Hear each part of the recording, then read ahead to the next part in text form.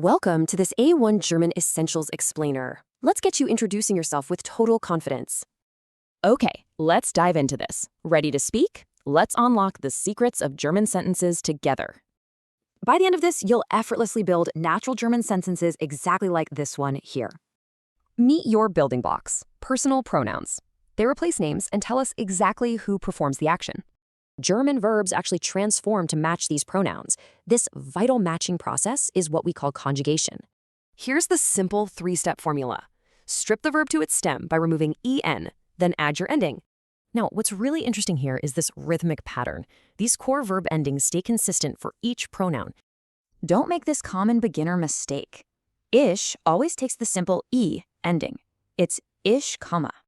So the crucial point is, since heißen already has an S sound, we drop the extra S for do.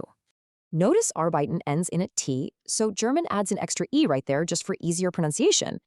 And this brilliantly illustrates the ultimate master conjugation blueprint for these four absolutely essential daily verbs. To build a normal statement, remember this golden rule. The conjugated verb is locked strictly in position 2.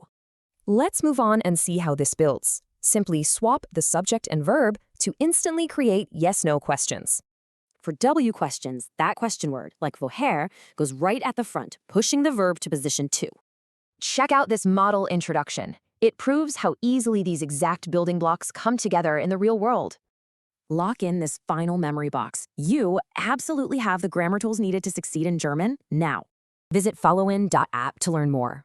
So tell me, how will you introduce yourself in German today?